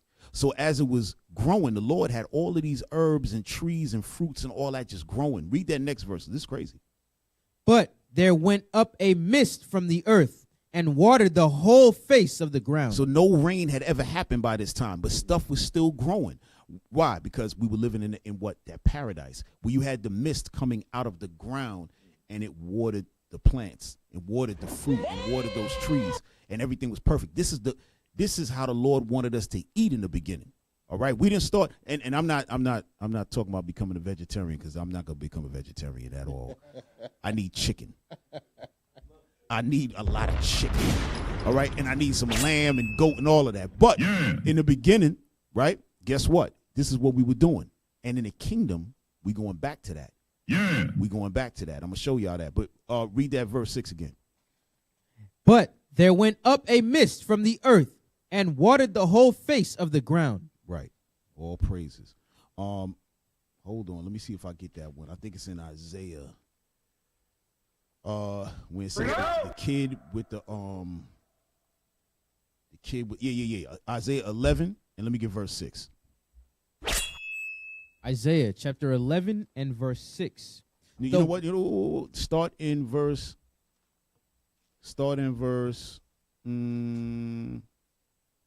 All right, start in 6. It's cool. Verse 6. Now, this is in the kingdom. So now we seen how it was in the beginning, right? Where we were eating just herbs. We didn't eat meat until the time of Noah, right? And that's when the Lord said, you know what? That's a sweet savor. When they did the sacrifice and ate the meat, right? Now give me Isaiah 11 and verse 6. Go ahead. Isaiah chapter 11 verse 6. The wolf also shall dwell with the lamb. Come on. And the leopard shall lie down with the kid. So you know no wolf and a lamb is going to be in the same space, and that's going to be a comfortable environment for the lamb. The lamb going to become lamb stew, right? So go ahead. And the calf and the young lion and the fatling together. And the little child shall lead them. And a little child is going to lead a lion, a wolf, all these animals. A little child going to lead them. Go ahead. And the cow and the bear shall feed. Their young ones shall lie down together. Go ahead. And the lion shall eat straw like an ox. You see that? The lion is going to be eating straw just like the ox. Because it's going to go back to that, family. That's how nutritious and all of those vegetables and fruits was, to the point to where it was no need of meat. Even the lion ain't going. Yeah, hey, listen. All praise to the Lord. That's why the husbandry, that's why the Lord said, do not despise that. Don't hate it, right? Don't abhor it. Don't abhor husbandry, right? Because this is what we going back to. We going back to that eating excellent vegetables and fruit and all of that and getting that sustenance. You know what I mean? But go ahead. Y'all got something. You can feel it now. And we, like myself, 40 years old, just now learning this stuff. Right. Just now learning that sugar is bad. Just now learning that, right. This should have been taught to us, or it was taught to us generation to generation, but we've been cut off from our. Exactly. You know what I'm saying? When you don't know your nationality, you don't know your purpose, you don't know who you are. That's right. And now another nation get to feed you whatever the hell they want. That's right. Mentally, they tell you, what do they feed us? White Jesus, they fed us. Yeah. We ate it up. White Jesus. Yep. White sugar. Yep. White rice. White rice. White bread. Why everything bad is white? Yeah. Everything bad is white. I'm sorry, but it is what it is. What? Yo, that laugh is crazy. Go ahead, bro. Let's see. Exodus. I'm gonna go to Exodus real quick. Yeah, man. But that's real, because in the times before, like you said, we got cut off, right? So now you got your kids in school, 8 to 10 hours out of the day. They fully indoctrinating them, feeding them what they want, and all of that. So the connection between, although we believe that we're well connected with our children, we actually are not. You know what I'm saying? And they got their minds, and now we got to try to fight it when the kids come home and all of that. And that's where homeschooling, that's another subject, but homeschooling is good. You know what I mean? Because now you get to keep the child on track, But go ahead, bro. Let me get Exodus 16 and 3. Exodus chapter 2. Exodus chapter 16 and verse 2. Now here go to this what we facing with our people, because we have been nourished by our enemy for so long. They end up getting comfortable, and it's how our people think. Watch this. And the whole congregation of the children of Israel murmured against Moses and Aaron in the wilderness. Right, so our people complain. Why so? Read.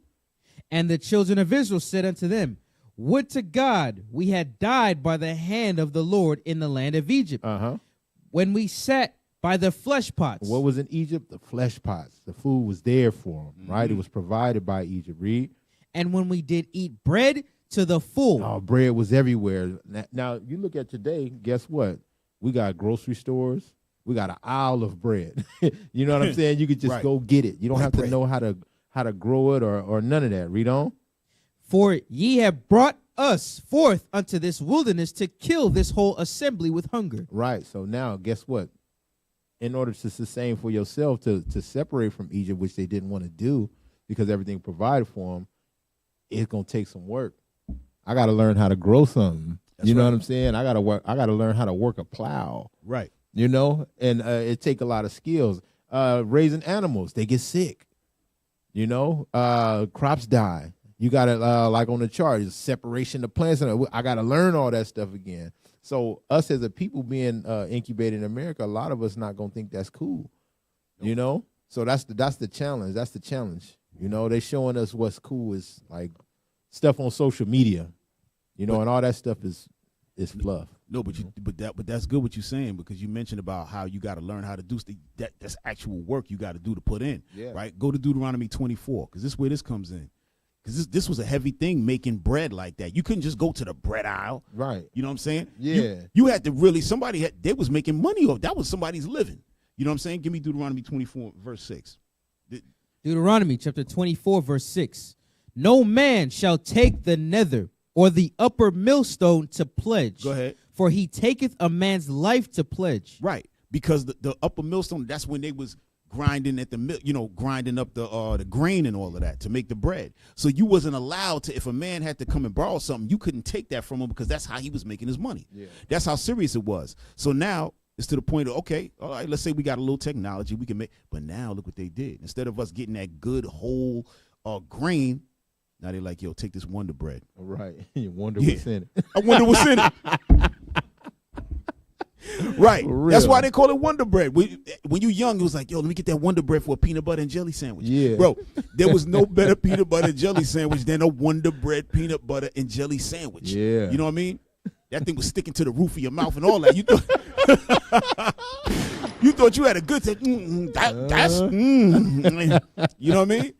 But real talk, when you actually understand how deep it is to farm and to raise that cow, that's when you're gonna have respect. Right. You know what I'm saying? And you know what you eating is right. Hey, it's real. Yeah, we don't know what we eating right now. Hey, and when you had that respect for farming, then you will have that respect for your nation because farming is equivalent to growing your nation. That's right. It's equivalent to that. If you gonna put that work in for it. Give me Genesis chapter 9 and verse 7. Genesis chapter 9 and verse 7. Mm-hmm. And you be ye fruitful and multiply. The Lord always made us equivalent to a tree, the ground, fruit. Right. Through the whole Bible, from Genesis to Revelation. Go ahead. Bring forth abundantly in the earth. Bring forth abundantly in the earth, meaning sow good seed in the earth. Right. So jump over to verse 20 now. Verse 20. And Noah began to be an husbandman, and he planted a vineyard. So after he was charged to become fruitful and multiply, he cultivated the earth. Right. That's what we did. It goes hand in hand. You can't have a good nation without good food and good diets and stuff and good food to eat. You just can't have one without the other. But check this out. You hit that on the head because the Lord did use those kind of things. Check this out. Give me Jeremiah 11, right? Look at this. 11 and 16, and then we're going to jump. Jeremiah chapter 11 and verse 16. The Lord called thy name a green olive tree. Right. The Lord called thy name a green olive tree. Go ahead. Fair and of goodly fruit. Of goodly fruit. Go ahead. With the noise of a great tumult. He hath kindled fire upon it, and the branches of it are broken. Go ahead. For the Lord of hosts that planted thee hath pronounced evil against thee. So the Lord of hosts that planted thee, go ahead, have pronounced evil against thee. Go ahead. For the evil of the house of Israel and of the house of Judah. Right. So the house of Israel, the house of Judah, that's the 12 tribes. The Lord is calling y'all a green olive tree. That's when you read in Revelation, when you hear about the 2 olive trees, it's talking about you, Israel. All right. Don't let the Christians say, no, we don't know what this means. We know exactly what it means. It means the 12 tribes. That's what it's talking about. Finish that up. Which they have done against themselves to provoke me to anger in offering incense unto Baal. Right. Now give me Romans 11, right? Because we're going to stick with that, right? We're going to stick with the Lord dealing with husbandry, right? Calling us trees and plants, right? Watch this. So now we just read about when the nation of Israel, when the Lord had the split, he said, hey, you northern kingdom, southern kingdom, I'm about to break y'all up. Remember, they had the split when you read in 2 Kings, but the Lord was talking about the nation of Israel right there in Jeremiah 11. Now look at Romans 11, right? Look at this. You want verse 17? Yeah, I want 17. Romans chapter 11, verse 17. Actually, I want 16. Verse 16. For if the first fruit be holy. If the first fruit be holy, go ahead. The lump is also holy. Right. So if Christ, right, is holy, then the whole lump is going to be holy. Come on. And if the root be holy, go ahead. So are the branches. Go ahead. And if some of the branches be broken off, go ahead. And thou being a wild olive tree. Right, because it said in Jeremiah that what? The Lord had kindled fire and broke it off. So now it's saying, and if some of the branches be broken off, and thou being a wild olive tree, go ahead. Wert grafted in among them. Grafted in, right? So when you look at people who deal with plants and all that agriculture, they know how to graft plants together, right? They'll take those, put the, what do you call it, the branches or whatever, and then they'll grow back together again. They'll be split, then they'll become one. This is what the Lord is talking about. He's trying to give you the understanding through the agriculture, right? He's using that. This is how he put the 12 tribes back together again. So when it's talking about grafted in, he's not talking about all the other nations. He's talking about the 12 tribes being grafted back into each other, being all one nation instead of two. Read on. And with them partakest of the root and fatness of the olive tree. Went back to the olive tree. So when you're reading in Jeremiah about the olive tree being Israel, it's the same thing here in Romans 11. Read on. Boast not against the branches. But if thou boast, thou bearest not the root, but the root thee. Go ahead, read that next one. That will say then, the branches were broken off, that I might be grafted in. All right, we'll stop there. But I just wanted to get the understanding on that. We talking about food, and all of a sudden we talking about the 12 tribes being grafted back in. But that's the spirit. That's right. Yeah. That's what the Lord is trying to show us. Everything got something to do with each other. We work. That's like that movie. What was that movie with the blue people? Avatar. Avatar. Avatar's about us. We notice how they were plugged into the land. What? Right? They were plugged into the animals. Yep. This is how the little child will lead them, because now the spirit is all connected. They know not to touch that child. Yeah. That's why they was in there, and it was like biotechnology. You see what I'm saying? Yeah. Like this, what we're looking at when we think about farming, it seems ancient, but it's actually modern technology. Right. If you're able to know how to grow and do this and that's technical stuff. Yeah. So if that's not technological, then what is? You know what I mean? But go ahead, bro. One more about the fruit. Give me Matthew 7:17. Matthew chapter 7 and verse 17. Come on. Even so, every good tree bringeth forth good fruit. Come on. But a corrupt tree bringeth forth evil fruit. Read.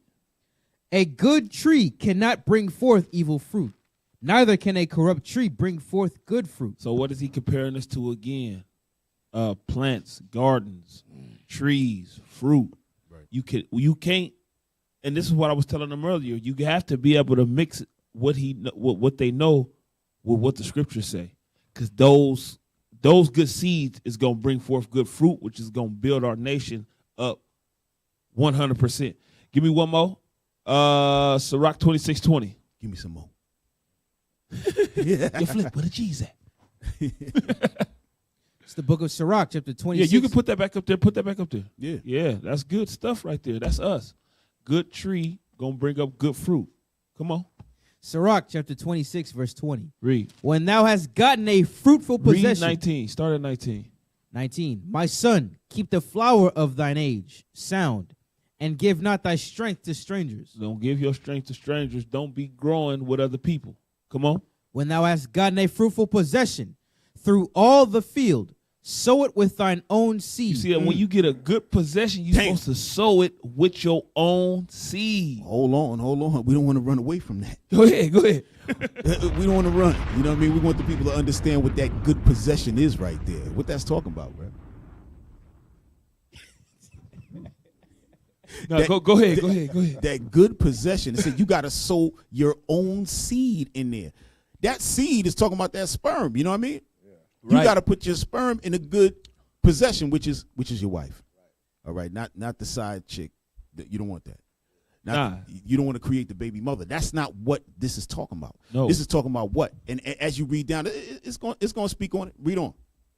When thou hast gotten a fruitful possession through all the field, sow it with thine own seed, trusting in the goodness of thy stock. Let's go. So thy race, which thou leavest, shall be magnified. Right. The race, meaning what? Your nation. Right? That what? It will be magnified. Go ahead. Having the confidence of their good descent. The good descent, being that you're an Israelite. That's what the officer's saying, that good seed. Right? Because you're going to have confidence in that. All right? So that means what? Don't go outside your people. Yep. You got 12 tribes, and I'm just talking to the men right now. You got 12 tribes to choose from. All right? All the flavors are in there. Right? That fruitful possession, all of those styles are in there. Whatever you want is in there. So we don't want to hear nothing about, well, I don't really like them dark. Yeah, it's some dark fruit in there. Yeah. I like a more lighter fruit. A more tart fruit. Yo, listen. It's all in there. Yo. Okay. Hey, read verse 19 again. All praises. Yeah, that 12 tribes chart. Yeah, that's good. All the flavors of fruits is in there. It's in there. Yeah. So you can't have good agriculture if the people ain't got the right mindset. You make a tan That's apple. It. Huh? You make a tan apple on accident. No, that's real talk. That's when you right about that. That's when you merge the tangerine and the apple and get a tan apple. It ain't supposed to be like that. No. Read 19 again and then go to Deuteronomy 22 and verse 9. Sirach 26:19. My son, keep the flower of thine age sound, and give not thy strength to strangers. Don't give your strength to strangers. Don't grow together with diverse people. Read 22 and 9 now. Deuteronomy. The book of Deuteronomy, chapter 22 and verse 9. Thou shalt not sow thy vineyard with diverse seeds. You should not grow with everyone. You only should put your seed inside that fruitful possession, not with diverse seed, not with diverse people. Come on. Lest the fruit of thy seed which thou hast sown and the fruit of thy vineyard be defiled. Boom. Everything go to hell. Yeah. Everything go to hell. You mess everything up. You defile everything when you don't keep it the way that the Lord made it to be. Yeah. Us growing with us and only us. Right. Got to have some of that good. Yeah. Everything is crazy, man. This the Bible we reading, y'all. 100%. This is absolutely 100% Bible we read. You can't get this from nowhere else. And this is why you have to have the two. You can't just do one because go to Acts 5:39, I think it is. This is why you can't have one without the other. Because if you have the knowledge of this but don't have the knowledge of the Lord, it's gonna come crashing down. Right. Watch this, read it. Acts chapter 5, verse 39.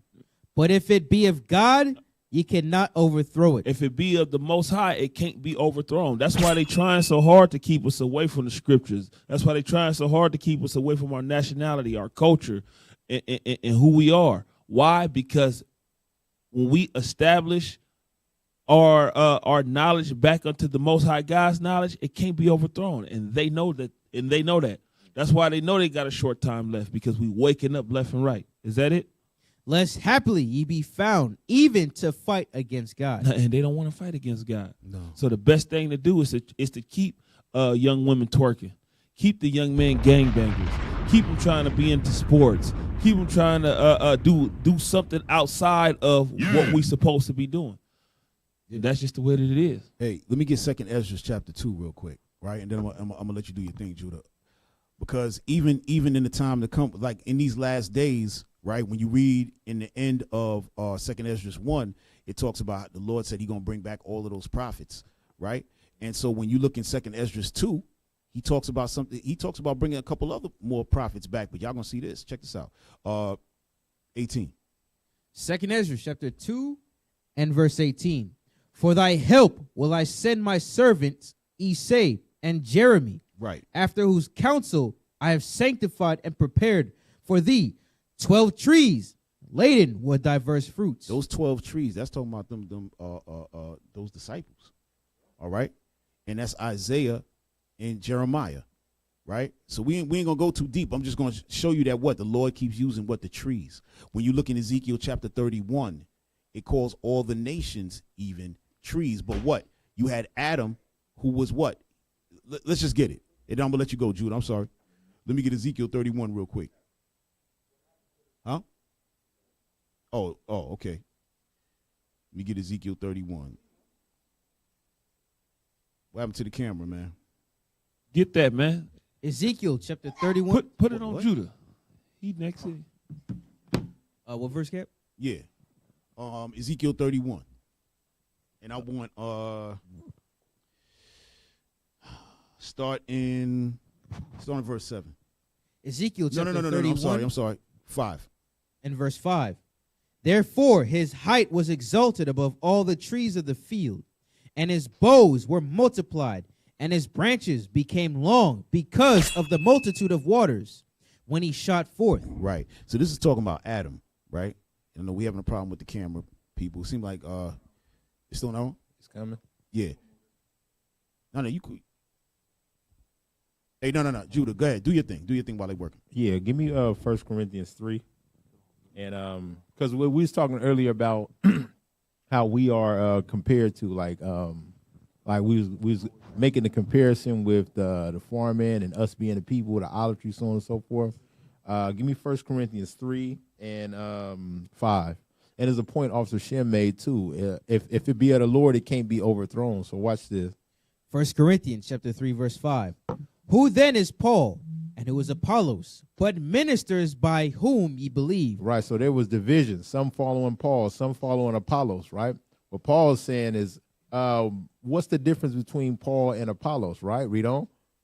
Even as the Lord gave to every man. Right. I have planted. Apollos watered. He said, I'm doing the planting and Apollos doing the watering. We working together. Right. We working together. So, and how can you guys be divided against us? Ujamaa. Yeah. Read on.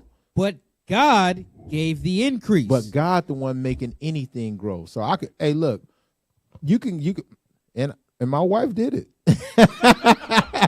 she put a plant in the window like we was told to do. She put water on it and it died. Damn. It died. We followed the instructions. You know what I'm saying? Hey, God got to get an increase. You could plant and water all you want, but if God don't give the increase, it's not going to happen. Read on. That's crazy. So then, neither is it he that planteth anything, neither he that watereth, but God that giveth the increase. God is the one making everything happen, right? So guess what? No matter how hard you try to build a nation or whatever, if God is not involved in it, it's not going to grow. Read on. Now he that planteth and he that watereth are one. Hey, we all on the same team. It's one unit. Read.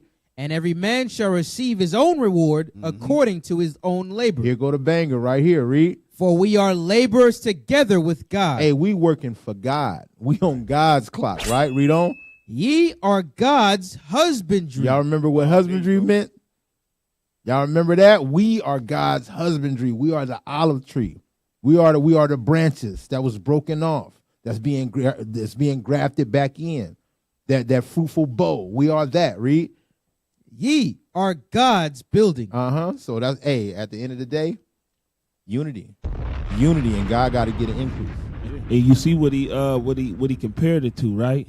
Growing, farming. Yes, right. That's what he compared it all to, farming, man. Yeah. So it's all one and the same. You can't build one without the other. Right. And we all need each other. We need to be fitly joined together so we can make that happen. But the land is even waiting for us. I'm sorry. Hey, do something with this camera, bro. These guys are crazy. Hey, listen, y'all. Hey, listen, family who's watching. We got the damn Keystone Cops of broadcast. Hey, thank you, bro. Thank you. That'll work for now. That'll work for now. We have, firings are gonna take. But so, what was I saying, man? Keystone Cops. Oh, no, come on, not that part, man. What is wrong with him, This guy's man? crazy, right? But hey, give me Romans 8 real quick, right? Because the land is suffering, right? Right, the land is suffering. Why? Because exactly, right? And the Lord going to deal with all that. But let me get Romans 8 and verse 19. Check this out. Romans chapter 8, verse 19. For the earnest expectation of the creature waiteth for the manifestation of the sons of God. Right. So once we get right, that's when the land is going to start to do what? Yield what it's supposed to yield. Make those great fruit and vegetables, and the animals is going to be not killing each other. This is the kingdom. This is the reality. This is what even the world is waiting for the manifestation of the sons of God. You know what I mean? For us to get back into our rightful position. And with that, we got to keep the commandments of God. Keep the laws. Right. You know what I mean? Go ahead, Judah. You good? Yeah. Yes, sir. You ain't good. You ain't saying nothing. What the hell you talking about? This man talking about, yes, sir, I'm good. I'm just quiet. I was looking for something. Get on the mic. My bad, Cap. You know. Yeah. Hold on. You know what? It was something I wanted. It was something. No, go ahead. I'm gonna pull something in a second. I'm just looking to find it. All right. Give me Psalms 133 and 1. Psalms 133. But that mindset is on point, man. When we crabs in the barrel competition against each other, you know, you coming up, I pull you down. That's what we used to, you know. So when I like, and what's heavy? The brother said I had a good father. Nobody never talked good on the father. Hey, man, you right about that. Yeah, that was on a few point. times. Yeah, that was official. Yeah, so if a father could keep you with the mindset of unity for your brother, and look, imagine if we had now that go into a whole bunch of other laws that's gonna fix us. You know, we getting married again, so on and so forth. Father in every home, right? Now we all thinking like that instead of all thinking like the crabs in the barrel. But read that. This is the book of Psalms, chapter 133 and verse 1. Behold, how good and how pleasant it is for brethren to dwell together in unity. Hey, it's beautiful for us to dwell together in unity. The Lord been harping since we've been reading. He been on husbandry, a lot of growing in agriculture, and a lot of unity. That's the Lord is all about that. He all about getting along with each other, moving in the same mindset. Right? Read on. It is like the precious ointment upon the head that ran down upon the beard, even Aaron's beard, that went down to the skirts of his garments. Right, it was beautiful, like the ointment on a beard. You ever seen a dry one? A dry beard is not so comely. You know what I'm saying? But if it's oiled up, that's crazy. You know what I'm saying? You shining, you looking good. He say that's what the unity look like. Right now we the dry bones, we that dry plant. Right, we need that oil on us, that unity. Give me Ephesians 4 and 3.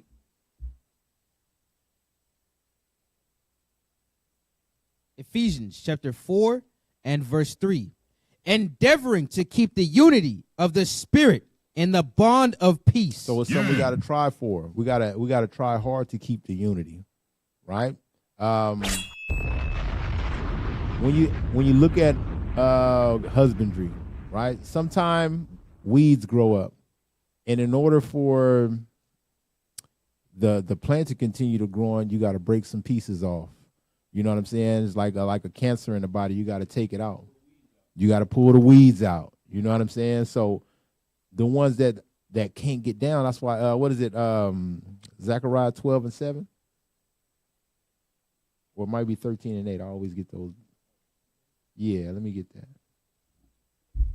Zechariah chapter 13 and verse 8. And it shall come to pass that in all the land, saith the Lord, 2 parts therein shall be cut off and die. Hey, two-thirds of our people, it's no good. It's too far gone. Have to be plucked up. Dang. You know what I'm saying? Have to be burned in bushels. Right. So the rest of us can grow in the correct mindset. Right? Everybody not gonna make it. So that unity is key. Unity is key, gathering together. And if I'm thinking about feeding my people, you think they have a farm there. Now black truck companies have a place to do contracts. Right. You know what I'm saying? If I'm making, like the sister, she making tea. Now she got a line for tea. Everybody's one hand washing the other. Everybody helping each other out. And that's how it starts. That's right. That's how it starts. And the way it ends is competition. Could you imagine if the other farm was like, "Nah, we ain't dealing with them, man. We gonna lose our contract." Hey, man, that's the right one. That's the right one. No, it is. But it takes everybody, because look at Revelation 6 and 8. Look at this real quick, y'all. And this is why these things, you got to understand, like, whose hand is on us. You know what I mean? And this is why we have to come together and work like this and get this little, these little collectives going. Read that real quick, bro. Revelation chapter 6 and verse 8. And I looked, and behold, a pale horse, and his name that sat on him was Death. Go ahead. And hell followed with him. Come on. And power was given unto them over the 4th part of the earth. The 4th part of the earth is the Americas, right? And what? Power was given unto who? Esau. To do what? To kill with the sword. Kill with the sword. And with hunger. And with hunger. And right? Hold on, stay right there. And with hunger. And that's coming in a few ways, because even the food we eating, we really hungry still. Because we're not getting the sustenance. You know what I'm saying? We're not getting the right nutrients and everything out of the food. Right? And when you read on, read on. And with death. And with the beasts of the earth. Right. And they're using the beasts like we brought out before, like zoonosis and all of that. And they're using animals to put in certain. Okay, we ain't going to go there, because remember, that's how we got jammed up the last time. Remember that? That's how we got jammed up the last time. Yeah. We're going to leave that alone, right? But the bottom line is, hey, did the devil that the Bible speaks of. That's right. But, so we coming to the end of the show. You know what I mean? You have something you want to bring out, officer? We pretty much covered it. Y'all pretty much did the damn thing, man. All right, all praises. That was real good, though. Hey, Hey, listen, before we end it off, just make sure that, okay, wrong one. Just make sure y'all got to donate to the Booster Club, right? Isaiah 11:11 Project, all right? We all over the world teaching, bringing the 12 tribes together, all right? We gathering ourselves together, right? But it takes the prophets to do that. It's very expensive when we roll around, so y'all give, donate, all right, and help us do what the Lord asks us to do. It's a light thing to gather the 12 tribes. You know what I mean? So let's do this together as a unit. You know what I'm saying? So with that, hey, put up the thumbnail for next week. Put up the thumbnail for next week. Do y'all have that? Yeah. Y'all got the thumbnail. It's in there. The hell you doing waving me off talking about no, we don't have it. It's in there. I seen it. These guys is crazy as hell. No kiki ass. You can't make it up, man. These guys are out of their mind, bro. Just look at right above where I started to send the stuff to y'all. Look right above that. It's sitting right there. Oh, my goodness, man. It's like 6 people in that room. They don't know what the hell going on. They just bumping into each other in there. It's like, yo, we need to. Yeah. This place is crazy, bro. Camera problems, lighting is bad. Yo, what the hell? We got to fire somebody, man. Where the head producer? He home watching. Yeah. Hey, do y'all got that thumbnail? What the hell is going on? Y'all crazy. Come on, y'all. But shout out to the Ujamaa Farmers Collective. You know what I'm saying? We definitely gonna hold them down. Shout out to them. We gonna get up with them. Yeah, 100%. And for the brothers and sisters here who want to get down with it and learn, we're gonna set something up and go over there, get a little tutorial. You know what I'm saying? Like we held down our the family, the Mallorys, over in Colorado. You know what I'm saying? We supported them a little bit, and we're gonna go see them as well. Y'all got that? No. Wow. Wow. You can't make it up. But anyway, next week we're gonna have a guest that we had early on. He's gonna come back to discuss something with us, Dr. Pugh. We remember we had him on discussing domestic violence against men at that time, right? Here we go. Domestic violence. Yeah, here we go. So that's Monday, January the 6th, right? And that's gonna be education versus indoctrination. All right, with Dr. Pugh, that's gonna be good. This brother right here, well versed in his knowledge in dealing with the children and dealing with young adults and so on and so forth, and adults, period. You know what I mean? And we're gonna have him on. It's gonna be a great show. Education versus indoctrination. Yeah, so all praise. It's going down. It's going up.